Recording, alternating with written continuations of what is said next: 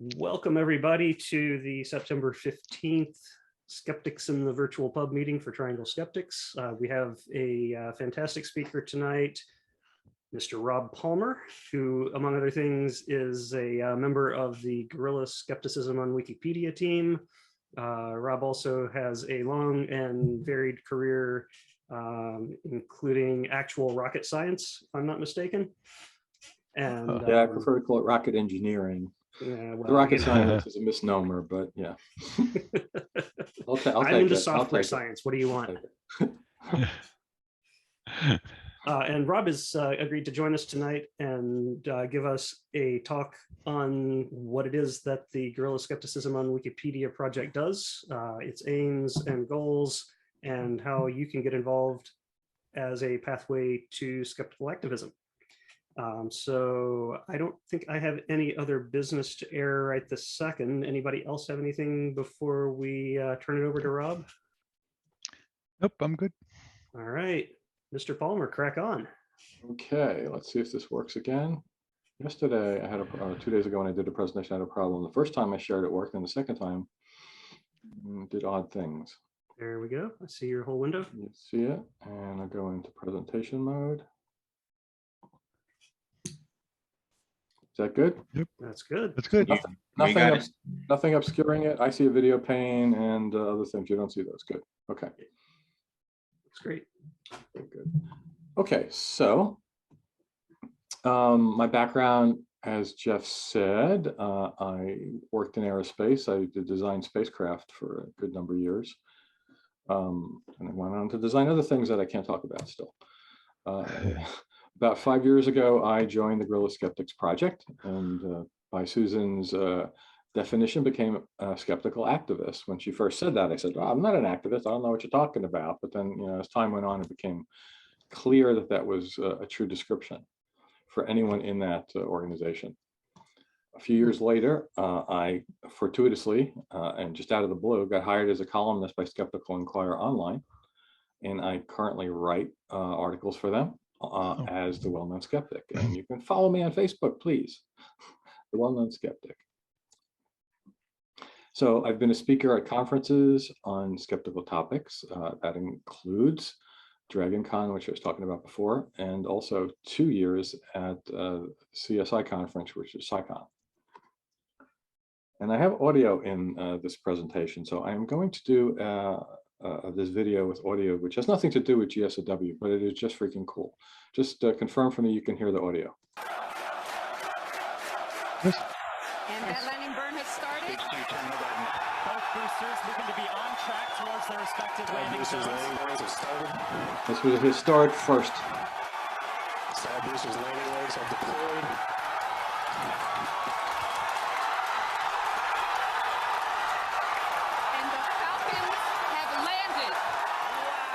Still seems like science fiction to me. Sure does. Okay, so why does Wikipedia matter? So first off, it has articles in many, many languages. Some people don't ever come to realize that because they just know one and they only look at their own version. And they're all separate encyclopedias. Every part that is a different language has its own organization structure, its own management, its own rules. So that's interesting. The number of articles, I did this just the other day, so it's fairly current. English is by far the largest, but there are a lot of other ones which have a large number. And on the team, which I will tell you about, we work in many of these languages. Unfortunately, not Chinese. We really need somebody who speaks Chinese because that's a large encyclopedia. So why does Wikipedia matter in the first place? Before I tell you about GSoW working on Wikipedia. So it's a huge audience for anything you write, right? It only beat, in the USA, it's only beat by 5 sites. And this is the list that shows you in order. This is a web service called Alexa, not the desktop thing, but it was way before that, but it's alexa.com, I believe, and it will give you the page view numbers by website. And I've extracted only the English ones. If I left the Chinese ones in here, Wikipedia drops to about 10th because there's a lot of Chinese sites that, like, there's an equivalent to Wikipedia, or not Wikipedia, to Google, and is an equivalent to shopping sites that only people who speak Chinese, maybe only people who live in China would use, but China's got a large population, so that kind of swamps it. But in the English-speaking world, right? So Wikipedia is that high on the chart, and okay, what do we have? We have a search engine, we have videos that anyone can post, we have social media, Facebook, got Amazon. That wasn't there last year, by the way. That came up because of the pandemic, I think. Amazon.com. So it's a shopping site, and Yahoo's got news on it. But Wikipedia, of all of these, is really the only one that has information that you would look at. So that's why we say it's the #1 source of information in the English-speaking world. And how #1 is it? Like, how many people is that? The number at the bottom there, 95 billion with a B in a 1-year period of time. That's how many page views on only the English Wikipedia. That's quite astounding. A factor of 10 over the whole Earth population. So it's got that huge audience. That's the first reason, right? The second reason is that journalists use it for their stories. So besides individuals looking at it, people who write for other media. So we came across this by accident. USA Today Sports. There is a journalist, Ben Fowlkes. He interviewed. He was writing about Ronda Rousey, who's a female fighter, because she sat down with the Hollywood medium, whose name is Tyler Henry. He's got a show on E! Entertainment Network. Now, normally what happens is Tyler sits down with famous people because that's his shtick. And they, supposedly talk to their dead relatives through him. And that makes the news. CNN will interview, the Kardashians, or because people know those people. And if they want to tell the story about how Tyler Henry got them in touch with their dead relatives, it's big news. And normally it's a puff piece. It just reports what they're saying. But apparently, good old Ben Fowlkes, didn't take it that way. He said, oh, he's been called, Tyler Henry, a grief vampire.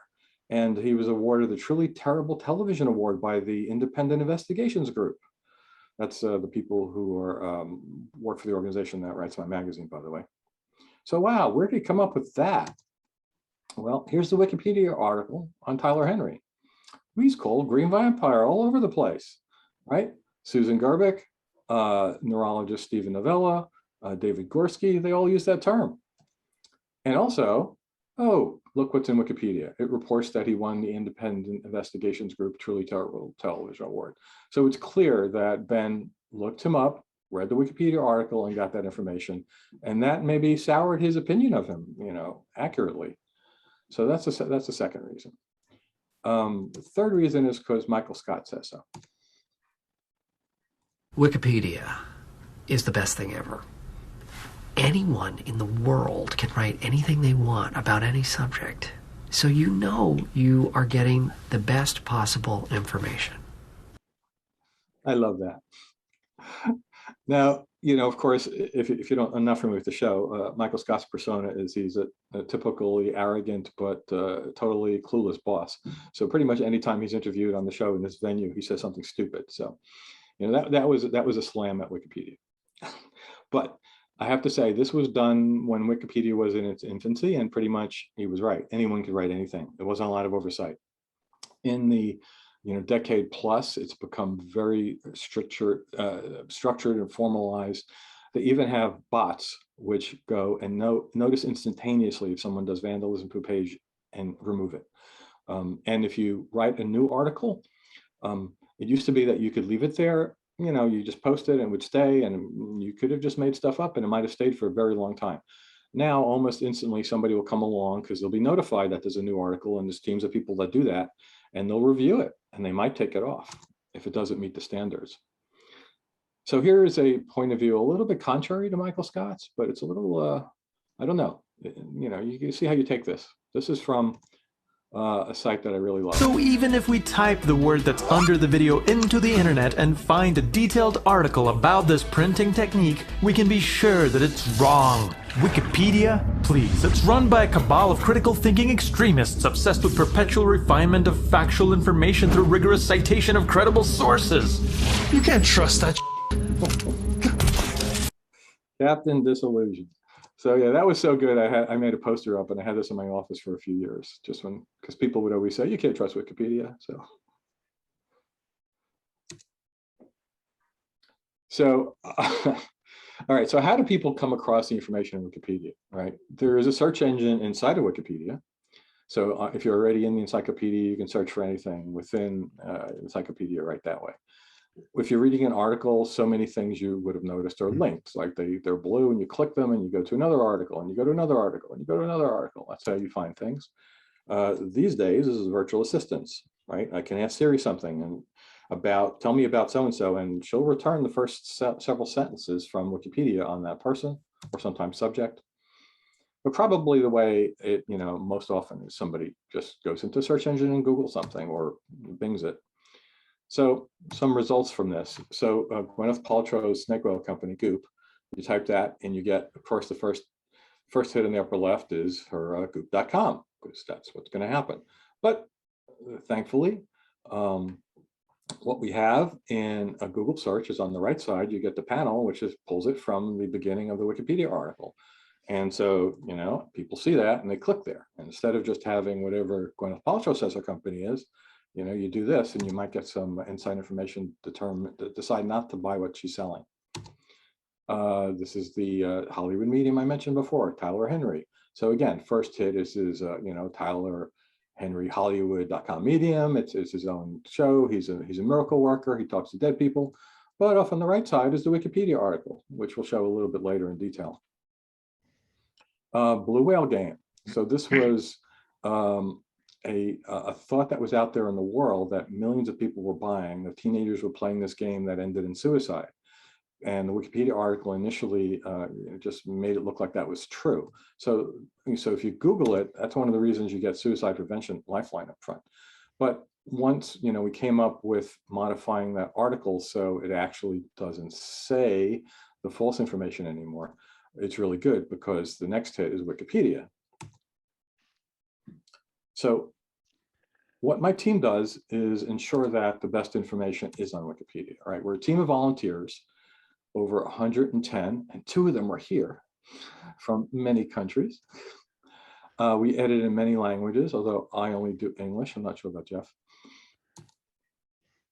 It was founded a little over a decade ago, and we were all trained through the GSoW program, which mostly means Susan Gerbic, but everyone always lends a helping hand. We improve the science and skeptical content of the world's #1 information source. That's what I called it before, Wikipedia. And to date, the team since 2010 has written 1,860 major articles. So, and what we say is when we write an article, and I'll show you later how we track that, how we track the page views on those articles.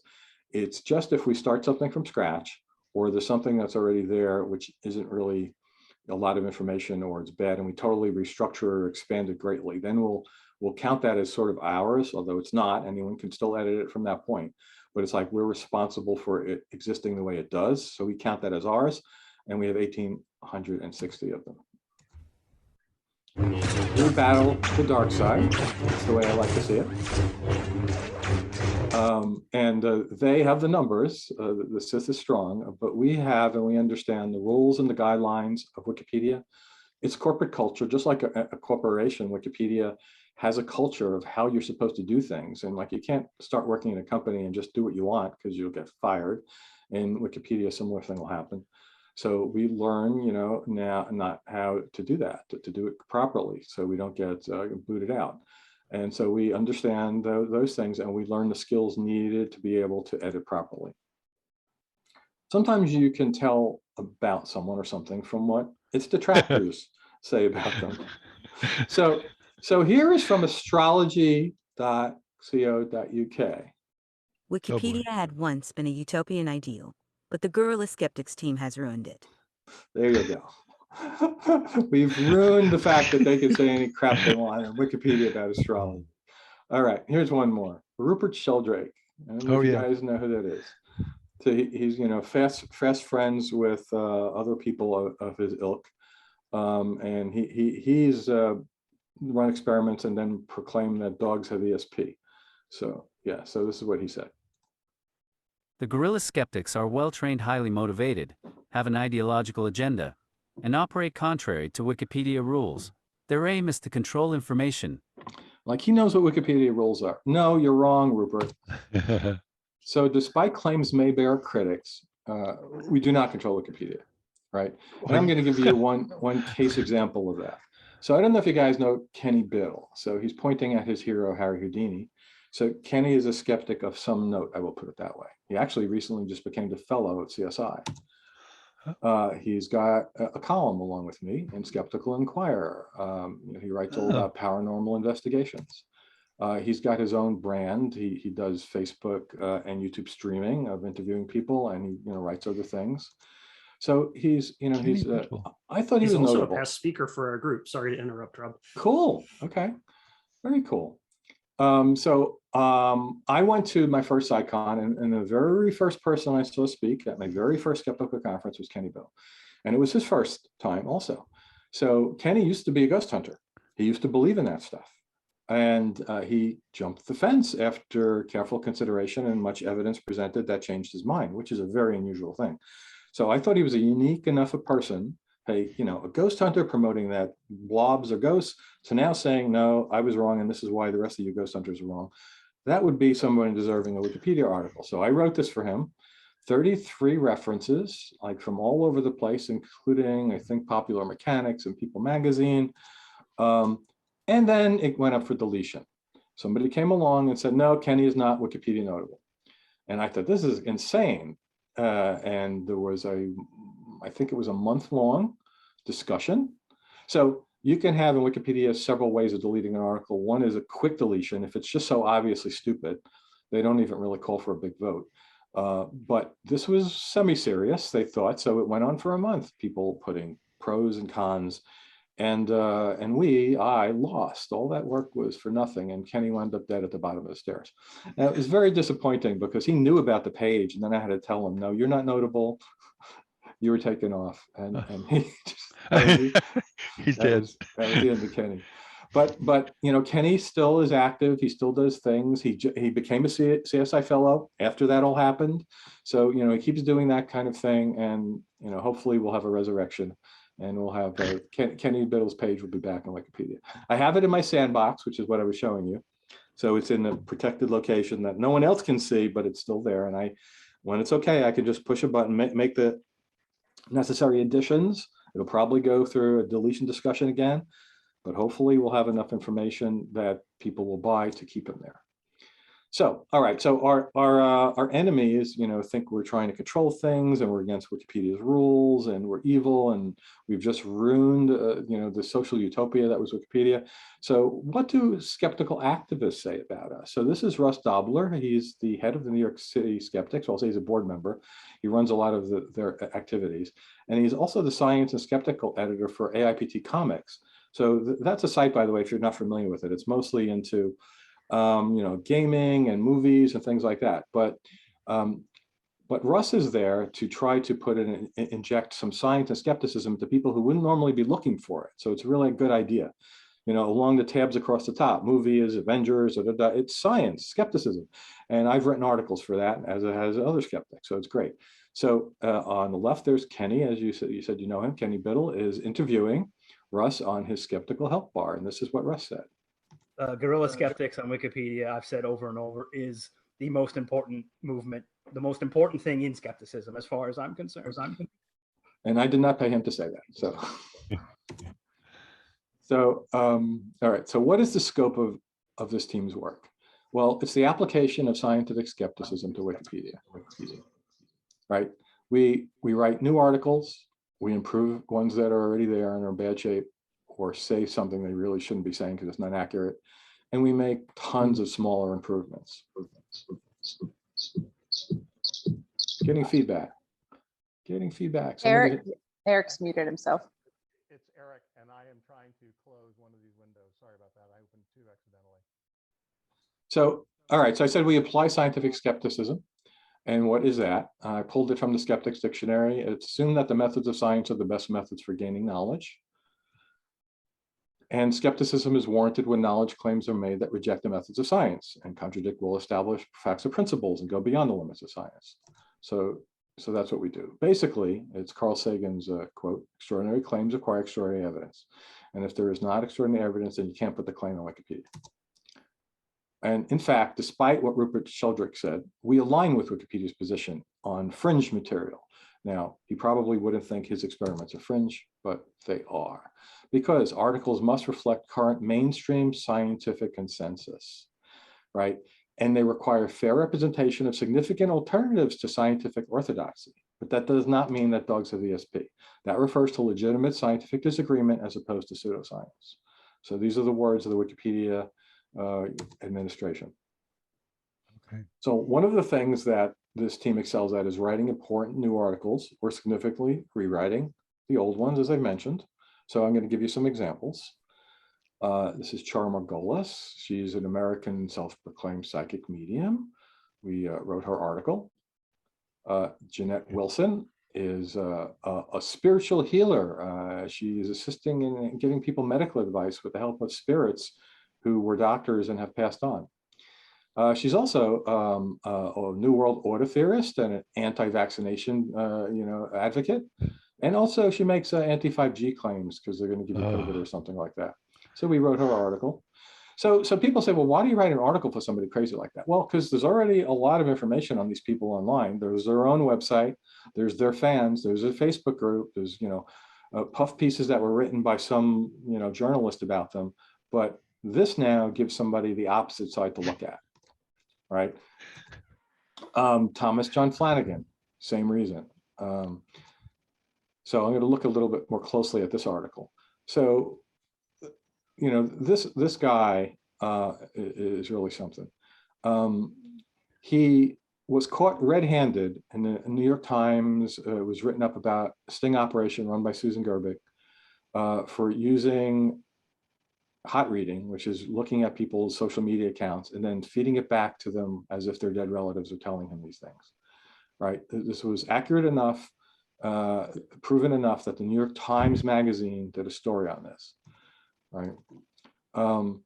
And one of the interesting things is on his page, we have all that information. And because Susan also writes for Skeptical Inquirer, and she runs these things, so she's got 3 of the references talking about, how we've proved that he did these things fraudulently. And also there's the New York Times, that's a big one to have the New York Times on your site saying that, hey, you're a fraud. One of the other groups of things we do a lot of, especially in this last year and a half, is vaccination related pages. We wrote these pages from scratch. Vaccine information statement. I wrote America's Frontline Doctors, if you don't know about those. That's an organization, that's a right-wing political organization. They spread misinformation about COVID. It was founded by Simone Gold. She's a doctor. It was promoted by the Tea Party patrons. Oh, boy. It's promoted alleged unproven treatments for COVID, like hydroxychloroquine, and also, of course, anti-vaccination rhetoric towards the vaccines. Another person on my team pulled out the lead of that, which is Simone Gold, and wrote her a separate article. Oh, and by the way, she was also at the U.S. Capitol and participated in the siege of the Capitol and stormed inside the building.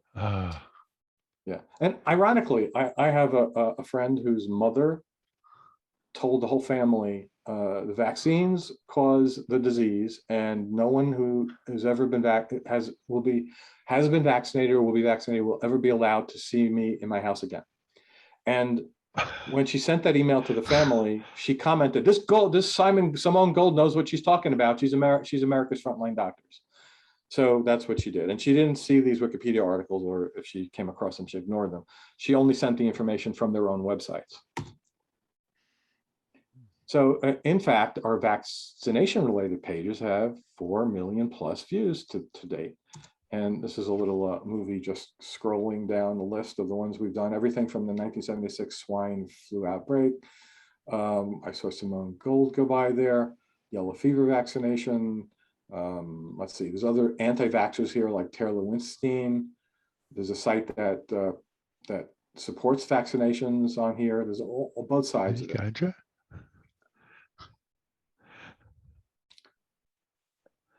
Yeah, and some of these are in other languages, as you might be able to see. So it is quite fascinating. All right, so we also do conspiracy theories. I think Jeff is familiar with this one. The Momo challenge hoax. You want to tell us about Momo? I didn't read a lot about this. I saw this in your presentation, I think, right? putting you on the spot there. Let's see. The Momo challenge is a hoax and internet urban legend about a non-existent social media. Yes, I know about Momo. Hey, I don't tell us know about about Momo. Yeah. So Momo was there was some type of sculpture made of what looks like the girl from The Ring with long hair. And there was a thing going around that this was a YouTube video where Momo would come and tell kids to kill themselves. And it was a YouTube video allegedly, and it would be passed around where she would talk and scare the crap out of kids and tell them to commit suicide. But the image they were sharing was an actual piece of art. So somebody just took it and ran with it. And Momo was challenging you to kill yourself. Yeah. Wow. Basically. It is a legit creepy looking piece of art. It is a legit creepy, has big eyes, long. Yeah, black I saw that. I didn't want to put the picture on in case it like triggered anybody. It might have been triggered. So similar to that is the blue whale game, also called the blue whale challenge. So this I'm going to show a little bit more closely here.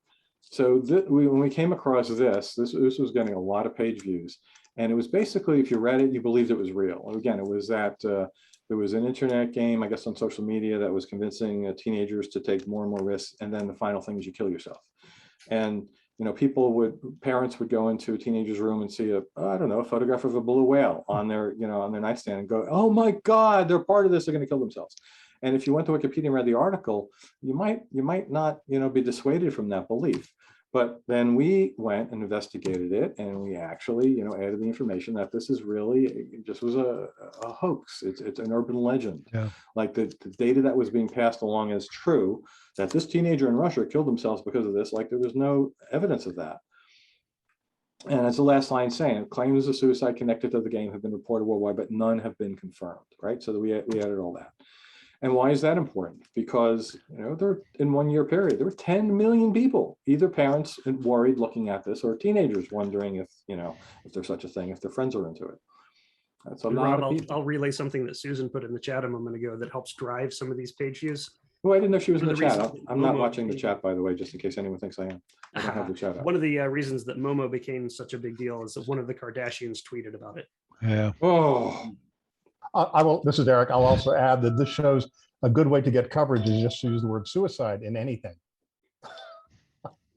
well, that is true. And that's a little scary because I'll show you a page I did later and mention something about that. Okay. We also do humanist related pages. Here's a small sample. Camp Quest. Ted Phillips. Right. It's not our main topic at all, but occasionally we'll Seth do it. Andrews. And because one of the things is our members are allowed to work on anything they want. There's a large overlap between skeptics and atheists, or at least humanism. So, people get interested in these things and they make a page. What does C-class article mean? Articles are rated on a scale. There's featured, then there's good, then there's, I think it's C, B, and A or something like that. Yeah. Okay. And then there's also things like start class. You can see Lucian Graves as a start class. There's also a stub class, which means it basically is a few lines. So it's basically the higher the rating, the more quality is in it. I believe good is the top, right? What's that? I believe a good article is the best. No, rating. featured, I think is. Yeah, good is guessing here. I don't have the numbers in front of me, but it might be like 0.5% and features like 0.01%. I mean, something like that. Huh. Yeah. I actually have written, I think it was 2 or 3 articles that are rated good, and I've not even gotten a featured one. Science-related pages. So much of our work is done to fight pseudoscience, conspiracy theories, and general woo. But we also work on pure science and technology topics, right? We create or improve articles about skeptical spokespeople and those involved in science, voluntarily or involuntarily. You'll see why I said that. I love spaceflight and astronomy, so here are a few of my pages. I did astronomer Alan Hale. Not that Alan Hale, that Alan Hale. Astronaut Bob Senker. I worked with him at RCA, and he got to fly in a space shuttle. And the involuntary space astronaut was a catronaut or an astrocat, Felicitas, the one and only cat that ever flew and survived the space flight. Poor little thing. So yeah, I greatly improved her article to the point where it has a lot of information, including the statue that was fundraised by a Kickstarter, I think it was a few years ago, because like the chimpanzees who flew in space had statues. The dog Laika, the first one from the Soviets, had a statue, and poor Felissa had no statue. So they did a fundraiser and they got her a statue.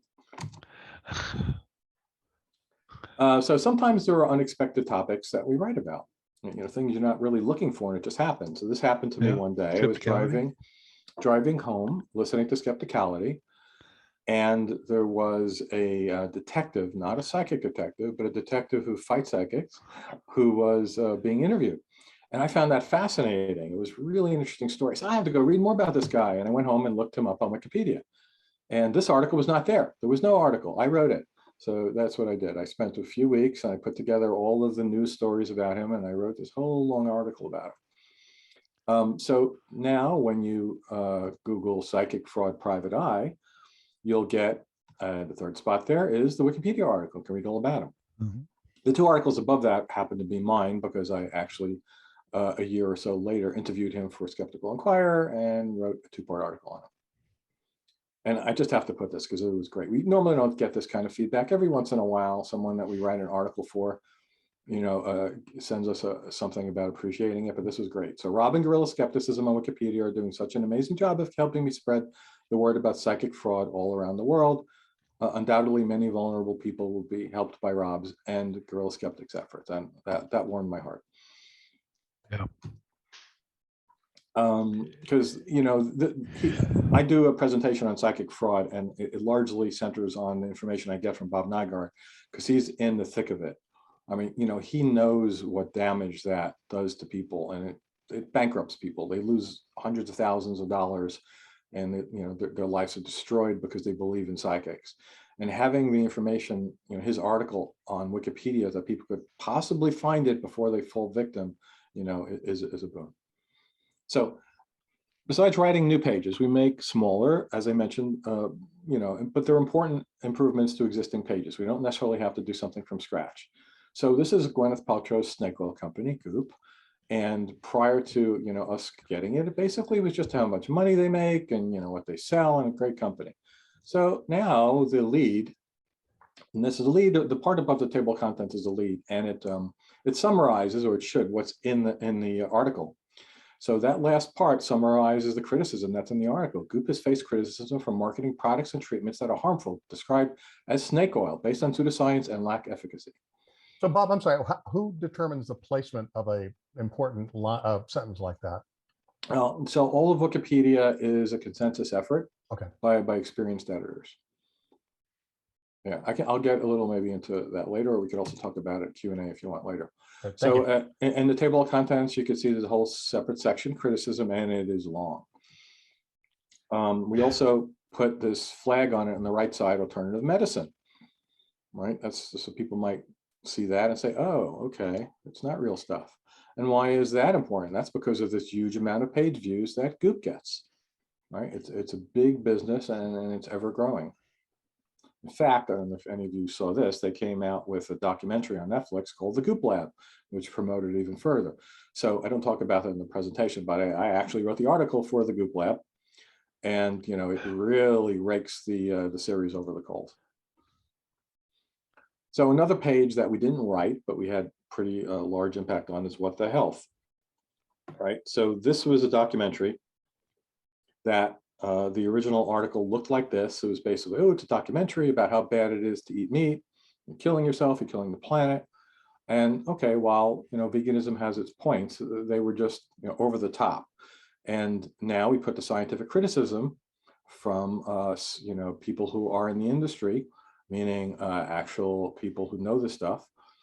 And it's from dietitians, medical professionals, and it says, it confuses causation with correlation, post hoc ergo propter hoc, cherry picking science studies using biased sources, distorting study findings, and using weak to non-existent data.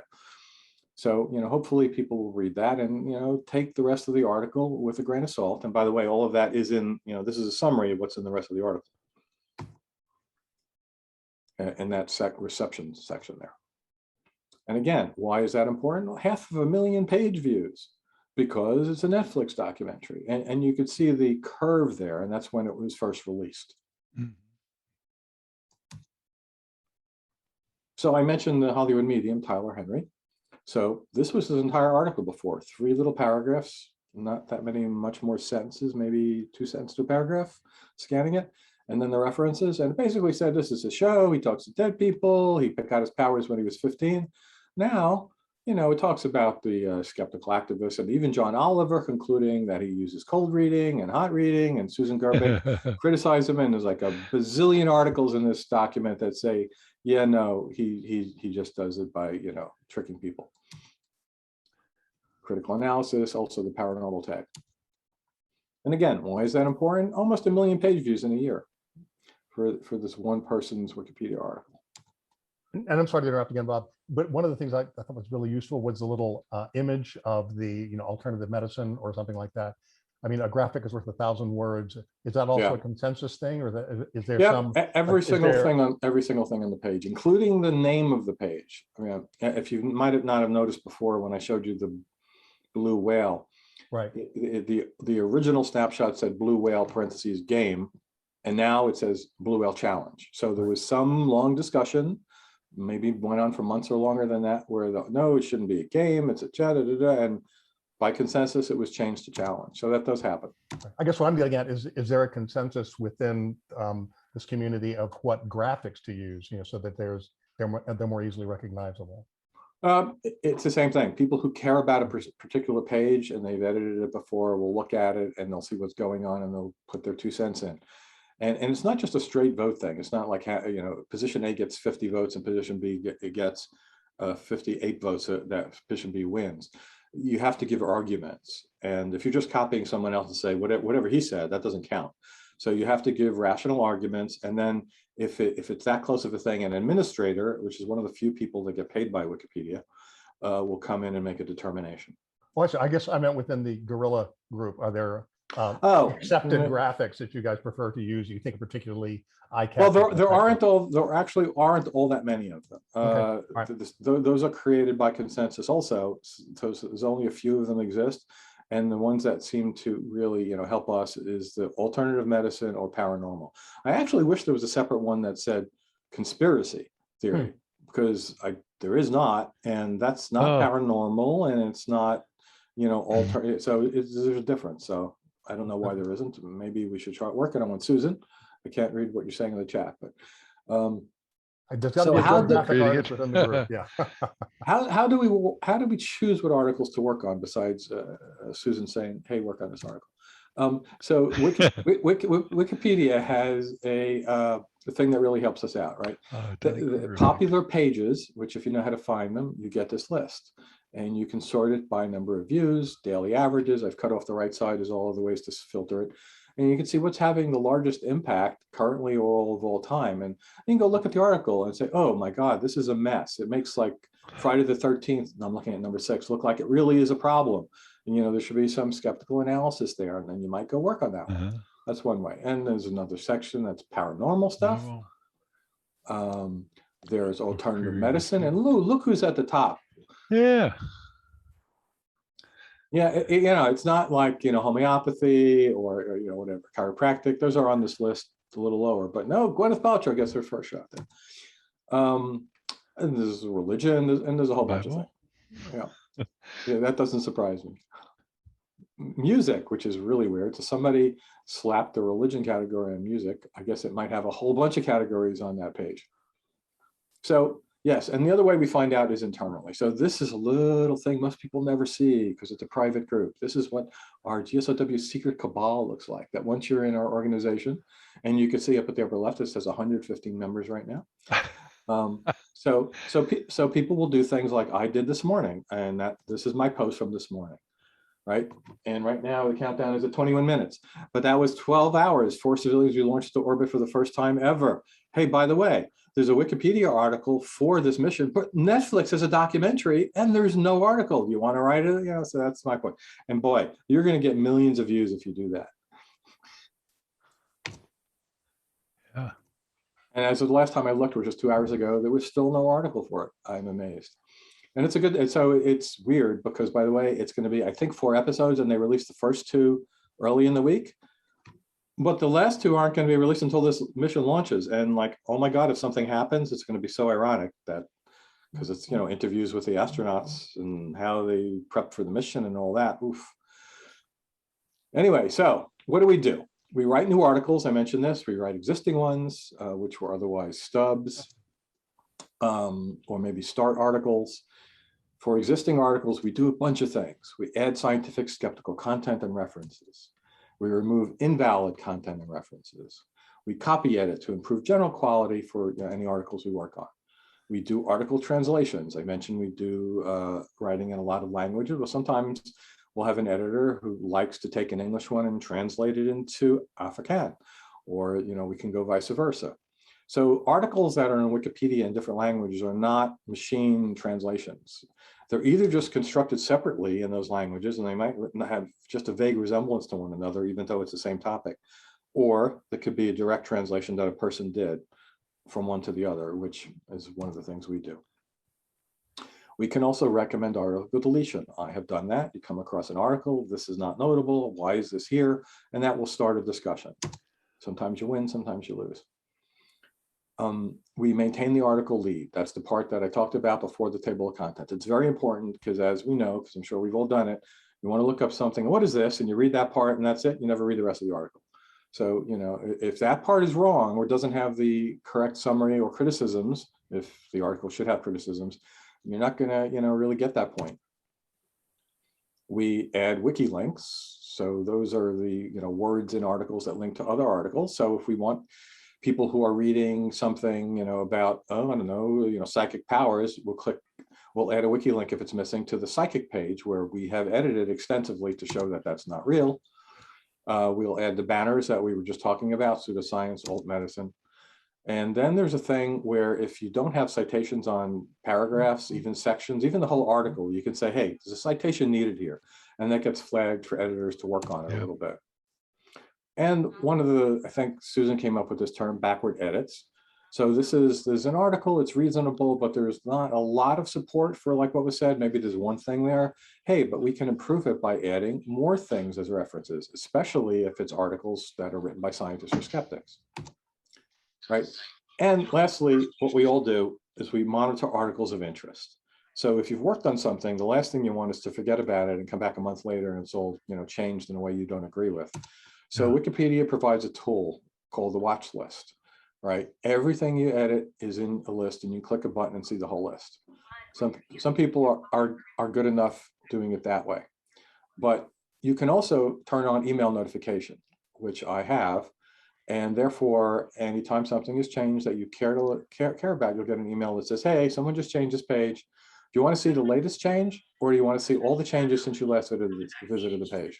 Getting feedback from somebody, by the way. I said, if you have any questions, let me know. I'm happy to help. So she asked me some questions. We get to talking, and I tell her that. Thank you. So, I like that frame. So that way I can look at it and say, oh, it's just one of the Wikipedia bots, improving things. I don't really have to care about it. But if it's something, wait a minute, why did someone change that page? And then I'll find out that someone did something I totally disagree with.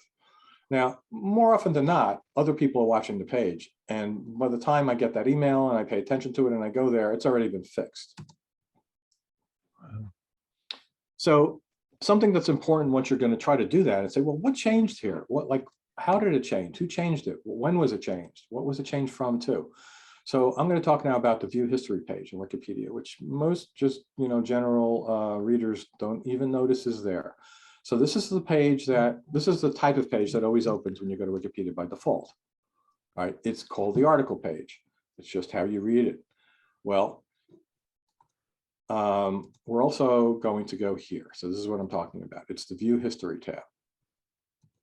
Okay, so that history tab opens up like this, and you see each entry tells you when it was changed, and you can click on that and see the version. Like if I clicked on the April 27, 2018, it would open the version of that page the way it existed then.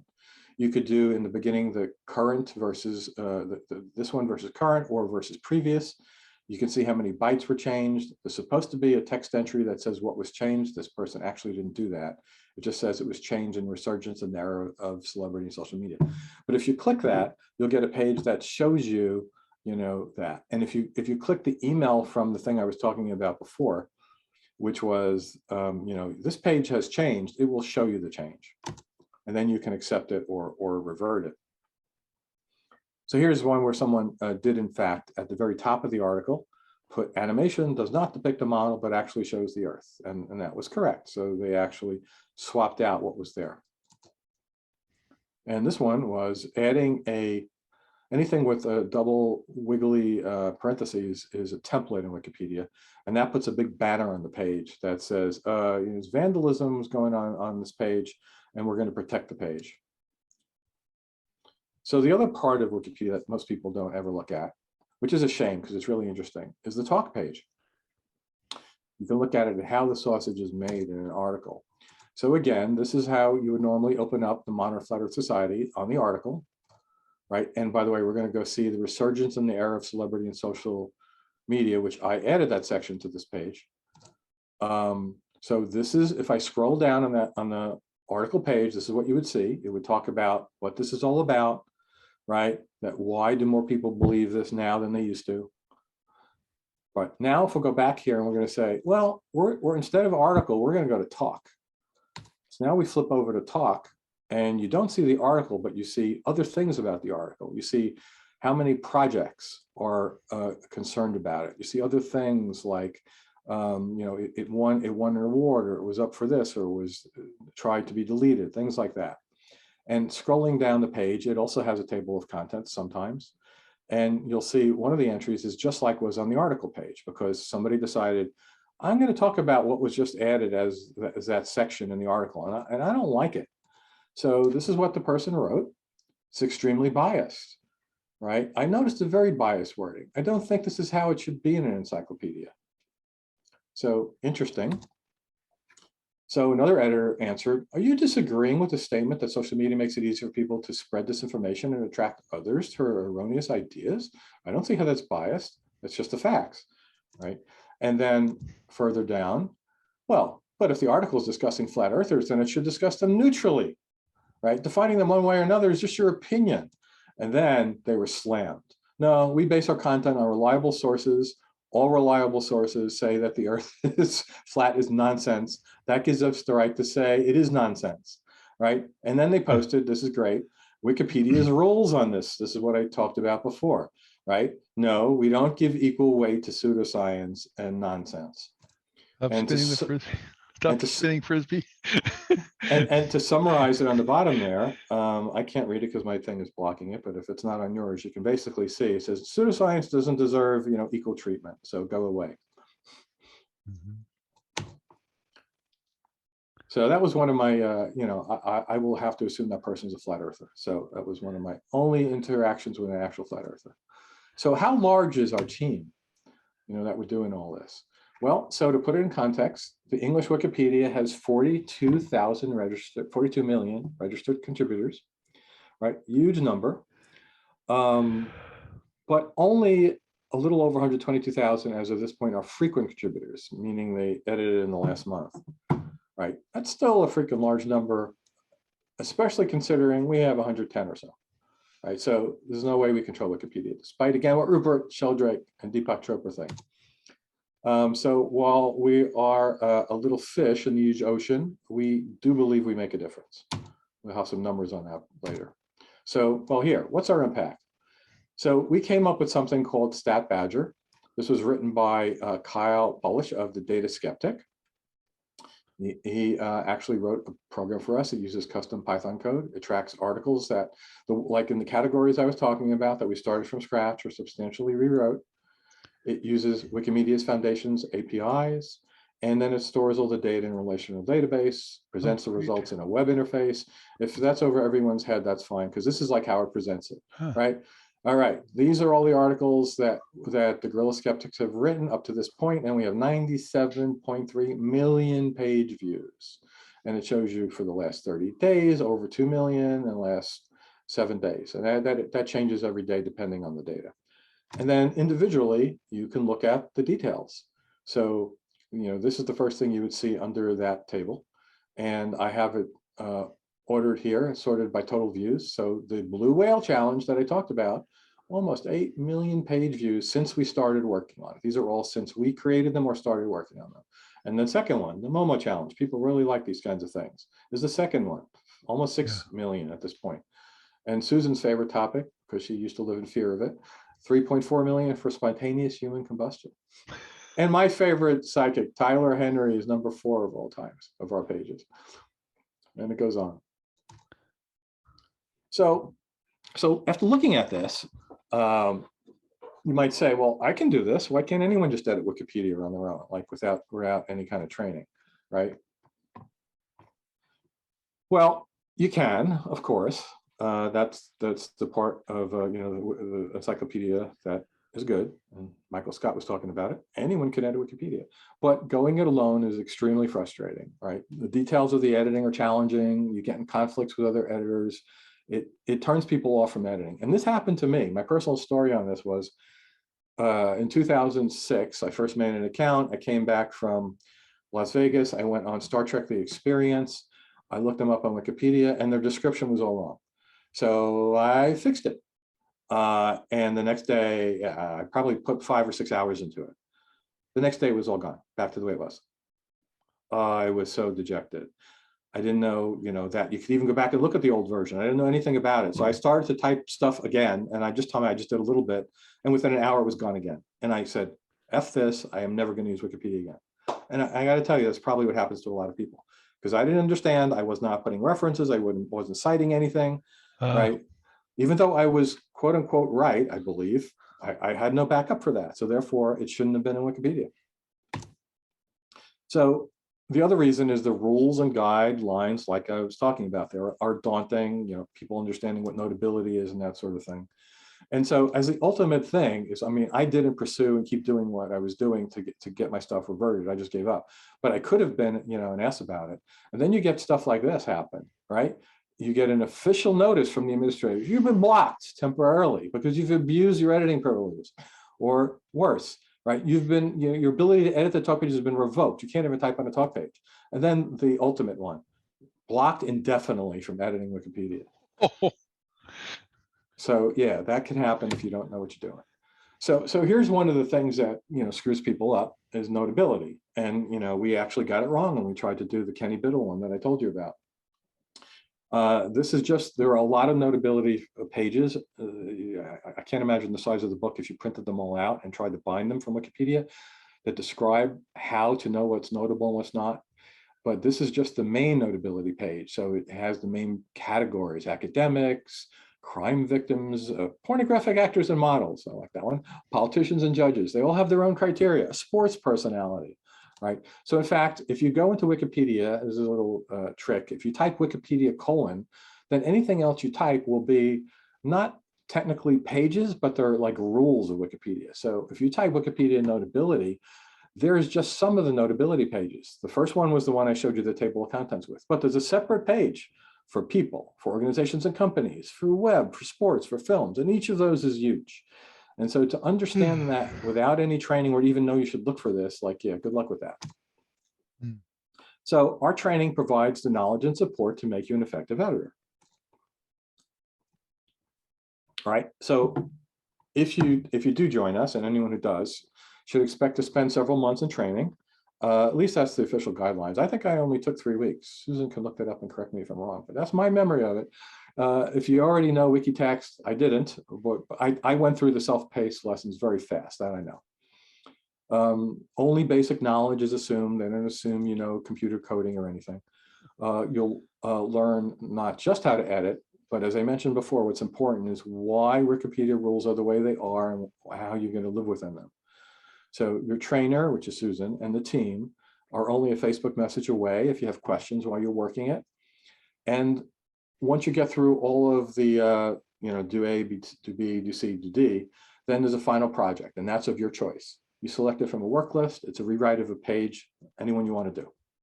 And upon graduation, you'll be a world-class Wikipedian or Wikipediatrician. I'm not sure what the right word there is. And after graduation, you can work on whatever moves you. And there's Susan. Is that a good picture, Susan? So what she would need from you if you volunteered was you have to friend her on Facebook. Yes, we still use Facebook. Now, if you don't have Facebook, people say, oh, I'm not on Facebook. Well, you can also just make an account with any name and just use it for this, and no one will ever know it's you. So, there's no real problem there. You need to create an account on Wikipedia, because we all edit with accounts. And then you can direct message Susan. It's easy to find her because I don't think there's anyone else with that name except maybe one cousin of hers. And send her your Wikipedia username and your email address, and then she'll put you into training. So you can definitely help us make a difference. We always are looking for people to help us out. Please consider joining the team. We have done promos, and by we, I mean mostly me. I actually wrote some and produced them and got people together, which are actually familiar voices to skeptics, interestingly, from a whole slew of the skeptic universe. And we have those promos online at that address. I think there's 6 of them. You can visit us online at the GSoWteam.org. That's under the banner of our nonprofit. Susan's got About Time. And that's our email address, which you'll also find anywhere else you look in those other places for sure. And if you got a smartphone out, you could just scan that right there. And there you go. 4 minutes to launch. Uh-oh, I have to finish this. So why do I do this? All right, so personally, I feel I've made a significant contribution, right? If I stopped right now, I have 25 articles, 12,000 edits, and I haven't stopped, but my 25 articles get tens of thousands of page views every month, right? And to put that in perspective, the average nonfiction book will sell maybe 300 copies in its first year and less after that. So just, that's amazing. People say, why don't you write a book? Well, that's why. Having that kind of a reach is amazing. It gives me a huge sense of accomplishment. And those are my personal numbers after, just joining in 2016. 9 million page views on those 20-something articles, not counting all the many, many more articles I've done smaller changes to, which we have no way of counting. But, that is quite astounding. And, one of the things we say is, we'll educate the world in our sleep, because, yeah, this goes up every minute of every day. I don't have to be doing anything on Wikipedia, and more people are reading my stuff. So in case you never get to play one of the promos, I picked one out. I'm going to play it right now. Here's one of our promos. Yes, Jeff's got the Crop circles are so intricate and complex, it is not possible for humans to make them. You're not really getting the complete holistic birth experience unless you eat your placenta. I mean, animals do it and Mother Nature always knows best. Of course the world is haunted by ghosts and demons. It explains so much so easily that I barely have to do any thinking. I've watched a whole lot of flat earth videos on YouTube. They convince me. It's all a conspiracy. There's no way we live on a spinning ball. We all have friends and family who believe these things, and much more.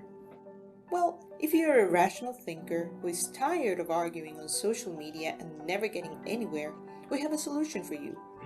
Join the Guerrilla Skepticism on Wikipedia team, and we will teach you how to add reliable scientific and skeptical information to the world's #1 source of information, Wikipedia. We write new articles and improve existing ones. We remove pseudoscience, paranormal, and alt-med claims, substituting the actual facts, and we operate in many languages. We've already reached tens of millions of people searching for information, but as you can imagine, we can never do enough. So please join us. All you need is a PC and the desire to help educate the planet. In fact, you'll be educating the world while you sleep. Contact us at GSoWteam@gmail.com. Guerrilla Skepticism. The time is now. Music by purpleplanet.com. And please follow me on Facebook. You can snap that with your camera. And that's the end. And we have 1 minute to launch. I say we take a break and chat amongst yourselves and see what goes on here. If Deepak Chopra hates you, you got to be doing something right. That's what I say. That's exactly what I say. Thank you so much, Rob. Susan? Yeah, thanks. I know Susan doesn't like that our promos say we help tens of millions of people, because now we're almost at 100 million. But 100 million is tens of millions times 10. So 10. We could bump it Hard to when you give scores these of millions. updates, then they're all, as soon as you give the update, it's already too late. It's that already is too late. absolutely true. All right, so I'm going to take a 2-minute break because we're going to launch in 1 minute. Cross your fingers. I'm still here. Adrian's here. Jeff's here. Those are all editors. Romero's going through training. So there's all sorts of people here who can answer any kind of questions you might have. We'll make something up. Let Yes. Rob go do his thing. We're good at that. Jeff You're has been charitable running to call the me an stat- editor, Susan. Thank Jeff you. has been instrumental in helping out with Stat Badger to keep it working so that it's whatever the software stuff he does. It's just been great, but I know it's stable, so we don't really have you doing anything with that. Yeah, once I converted it to Python 3, it's basically self-supporting. Yeah, Al did a great job writing it. Anybody have questions they'd like to have answers that I can make up an answer to? No. We did. How'd you come up with the name, Susan? How'd you come up with the name? Shush, Rob, you're supposed to be watching a video or something. Something's Going right now. Ignition, blast off. Whatever. We're going out. I'll watch it on YouTube in a minute. So Mark Edward, the mentalist, famous mentalist, who's sitting over here next to me. We were doing a lot of activism back in the day. We didn't feel like the skeptic community was doing enough activism. So Mark had kind of come up with the idea of being more underground, more mole-like, and getting in and doing the dirty work and underground. And so he started calling things guerrilla skepticism. And when I started doing this project, it wasn't a thing. I was just editing Wikipedia, and people started saying, what are you going to do next? And I said, I don't know. And so I kind of came up with some kind of training that I didn't have. I was nearly banned multiple times. I didn't know what I was doing. And so I just kept coming up with stuff. And there was a guy named Tim Farley who had the website called whatstheharm.net. And Tim had done a lecture about like this, but it was on a cruise ship with James Randi, and it was, you guys should edit Wikipedia because it's really important. Wikipedia is an actual skeptics website because there are rules and they all favor science and scientific skepticism and not against the claims of the paranormal. So I started editing Wikipedia. As I said, I didn't know what the heck I was doing. I was banned almost. And somebody asked me if I'd like to give a talk. And I said, oh, okay, I'll give a talk. I didn't know what the heck I was going to do. And I was no one. And so I said, I'll call it Guerrilla Skepticism on Wikipedia. And that's how I got its name. And it was not going to be anything. We were just like 3 people editing Wikipedia over email together. It was nothing. It was never, ever supposed to go anywhere and do anything. And I can't believe we're about to hit 100 million. In fact, there was a time I was giving a talk and we hit 10 million. And I had written down on a piece of paper, I was giving the talk, and you have to write down the stats every day because they change every day. And so I had it written down, and I was giving my talk, and I pulled out the paper and I said, oh, we're at 10 million, such and such. And I said, 10 million? Wait, I think I wrote this down. I think I have an extra 0. I didn't even believe I had the right number. I was like, what? No, wait, 10, 0, 0. And I had to sit and think about it for a second because I was blown away at what the numbers were. And I'm just cannot believe that we're almost 100 million of Wikipedia page views. It's incredible. Oh.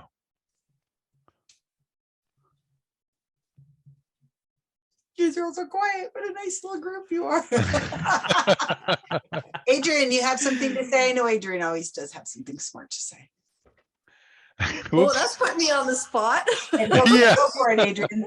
What are you working on now, Adrian? I'm working on Carolyn Porco's Wikipedia page. Awesome. And I actually get to talk to her. It's really cool. You're having Zoom meetings? Zoom meetings, yeah.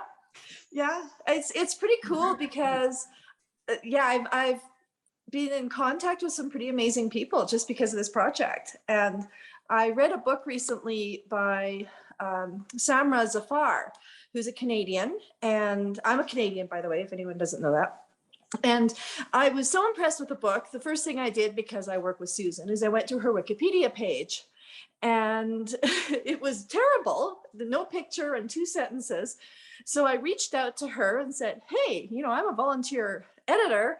Would you be able to upload a picture? And I'm going to do your Wikipedia page. Well, she got back to me and said, can we Zoom? And I'm like, oh, I've got this author who's won these awards, has been a New York Times bestseller, who wants to Zoom with me, which is actually pretty cool. Yeah. Do you know about my graduation project and how jealous this Rob's makes me? back, huh? Oh, there's Raj. Yes, they're well on the way. Main engine cut off. Everything has gone fine. It's amazing. Excellent. So do you know about my original project, Adrian? I do not. Oh, just like yours. So astronomer Alan Hale, not the skipper on Gilligan's Island, right? Right, I know. Right. Hale from Hale Bop. There's one photograph of him that was in Wikimedia Commons, which, by the way, is, people don't know, that's where all the photographs need to live that you can put on Wikipedia. You can't just put anything up there, right? And so and it was a horrible picture. And it's still the one on his page, because tried to contact the guy. We even had like go-betweens to try to contact him. And he's like not responding, doesn't read email. He doesn't know what a computer is. He's just on a mountain looking at comets and stars all the time. Right. And 5 years later, he still has the same crappy photograph, and there's nothing I can do about it. We have to send somebody out to go find him on the mountain and take a freaking picture. That's what I get for taking the project of an astronomer. There you go.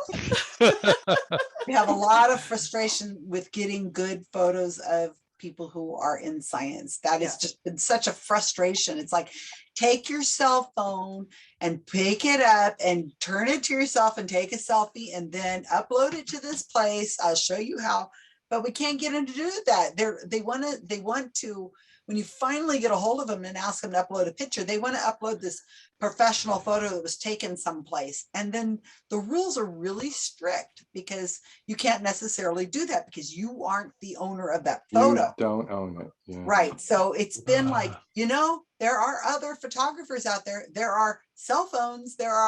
Just hand the phone to your kid. I'm sure they can figure it out. Use your astrophotography equipment. Yeah, it's like, I'm sure there are more pictures that exist of you, but. Okay. Oh, so get this one. I actually forget who this was. Oh, I can't remember who this was. But somebody, I got them to upload a photo. They had a photo. Yeah, I took this with my camera. They uploaded. Oh, great, I'll use it. And then it gets deleted from Wikimedia Commons. And the reason is he didn't own this photo. I go, what are you talking about? It was from his camera. So when you take a photo and upload it, I guess unless you strip stuff off of it, there's metadata, right? Which says, and one of them was camera owner and had a different name on it. And he said, oh my God, that was my wife's camera. She got it from her cousin. Check. There's there's not a person physically checking everyone, because there's probably 1,000 uploaded. I don't know. I've had my photos. It's a computer algorithm that's just doing. So I did nothing to do with Guerrilla Skeptics or science at all. But my wife is a docent at an outdoor sculpture park museum, and I go there a lot with her. And the page was horrible, so I fixed the page up and I took a lot of photographs. They're all mine, and I uploaded them.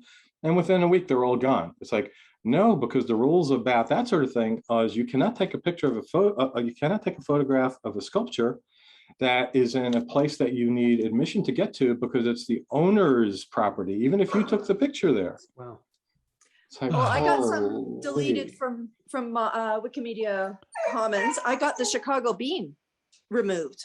What is that? And it's on a public land in Chicago, but the artist that made it has copyrighted it. Oh. So therefore, you can take a picture of it for your own personal use, but as soon as it goes into Wikimedia Commons, of course, then it can be commercially used. So it got deleted from Wikimedia Commons. Scaring people.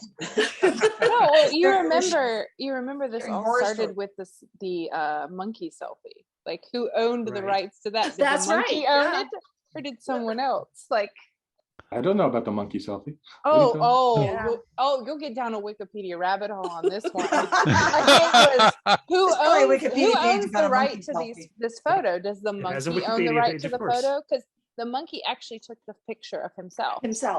The monkey picked up the camera and took its own selfie. So who owns it? Does the monkey own it, or does the owner of the But camera? I'm pretty sure, at least in the Camera US, should own it. animals was don't a have huge- ownership rights of anything. There was so. huge litigation. Like I think it went to federal court level. Like this It was a whole thing. big And it deal. ended up being common property because they ruled that the monkey took the picture versus the photographer. But it's So- the photographer set up, left the camera in a place, turned on in a way. where the Yeah, but the gets monkey it. picked it up, and the monkey was the one that hit the. Anyway, it's the one so let's talk Oh my about gosh, the things we are concerned with. Well, the other thing, so Susan actually pushes this, and this is neat because she has pushed us to get audio recordings of people that we do pages for, and that's really cool. Yeah. Oh. I've been stuck in a corner with more people than you would imagine to get audio in a nice quiet place.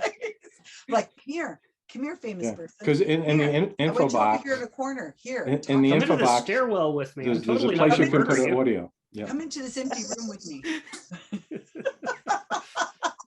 Well, yeah, you got to get it so it's as best quality audio as you can get. Several people on our team, that's what they really enjoy doing. Rick Thomas, that's his thing. He loves to go to conferences. He figures out who the speakers are going to be ahead of time that don't have audio on their page, and then he's like, I'm going to get their audio, and he goes around and gets their audio. Hi, I work for Guerrilla Skepticism Wikipedia, and I need your voice. He likes it. That's his thing. I'm fine with that. Go for it, dude. Yeah, so let me share the screen. Here is, I just picked one at random that I happen to know has one, Cara Santa Maria. My name is Cara Santa Maria. I'm a science communicator, a journalist, a podcaster, and a television presenter. I was born in Plano, Texas on October 19th, 1983. I currently reside in Los Angeles. I am the host of Talk Nerdy with Cara Santa Maria, my personal podcast, and a co-host on the Skeptics Guide to the Universe podcast. And I am incredibly passionate about science literacy and skepticism. There we go. I don't know who recorded that one, but actually I could find out by. Could find out. But I won't. But yeah, you should know. But it's Kara. Like it's not that hard to get Kara to do that. Yeah. Because she's well, yeah, but see, like you can't just record her saying it like someone. Well, I'll send you something. Well, no, because then I can't upload it because now it's your property. We have to own it to upload it, or they have to record it and upload it. themselves. We can't take any audio off of the internet.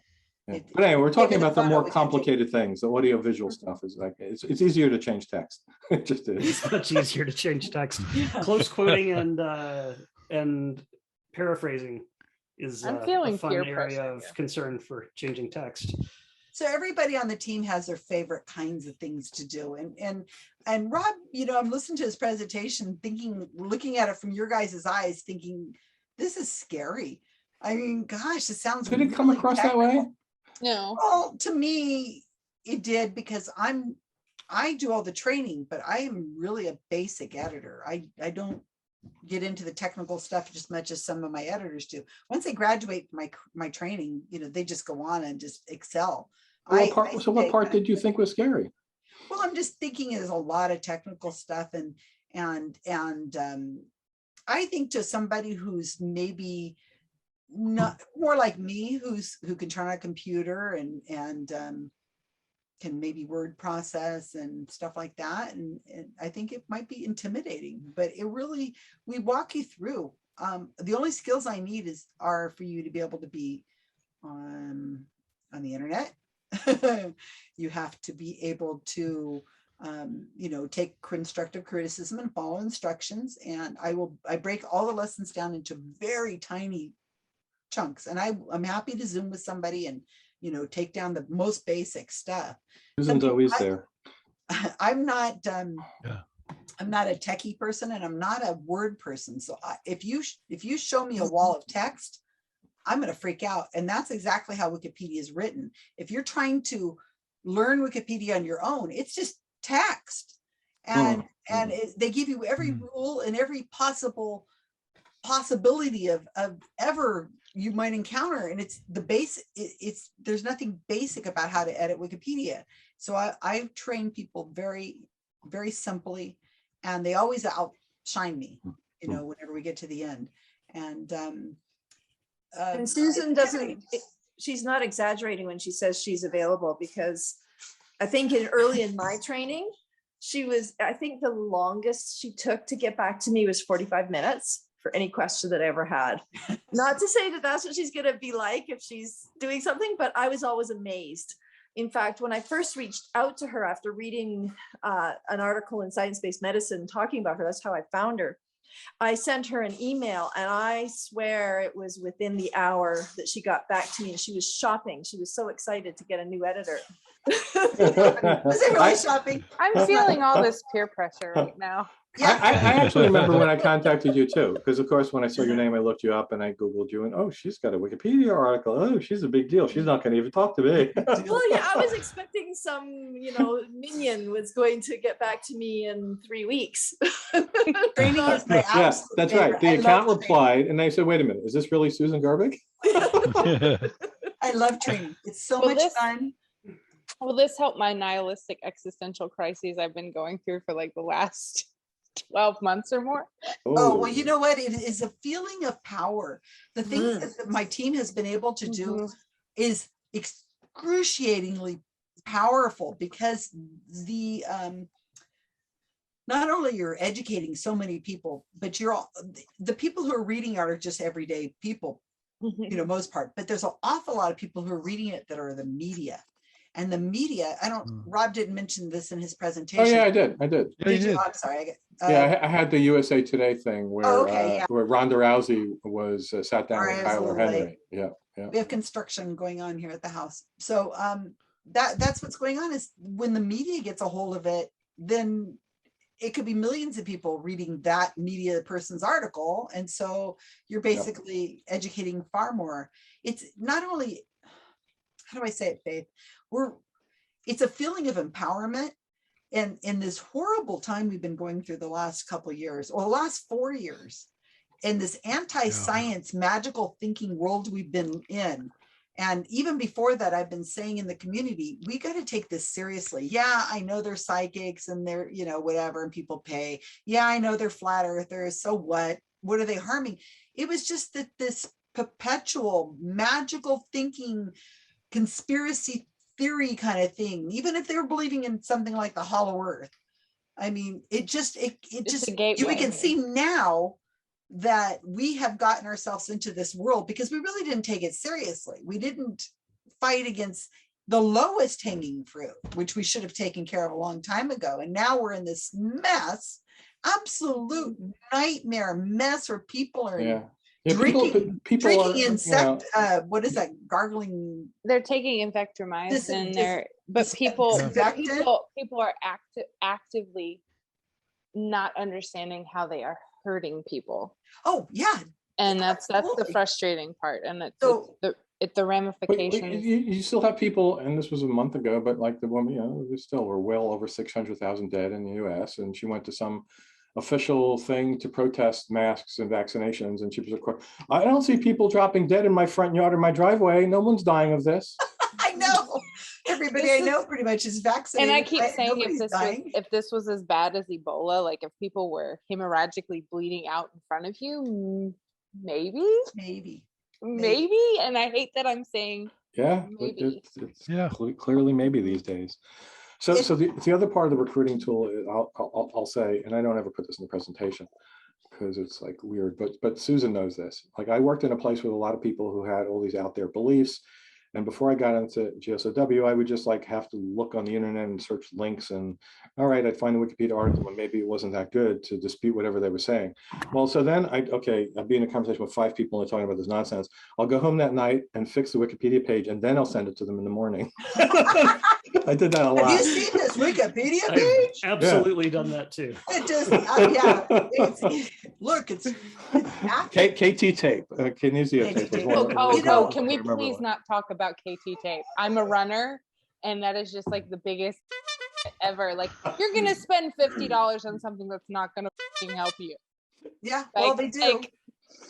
It's purple or pink or green, or whatever. But I can buy running wicked fabric in that color. Faith, it must work. It's the same thing. Like, I went to a running retreat and they gave me Highlands oh, I can't remember because I've had 2 Manhattans already. But but the homeopathic Highland, she's drunk. the homeopathic Highland stuff, and I was just like, Oh.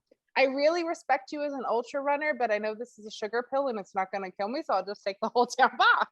You know, and maybe we'll have. I'm not going to OD on this at all.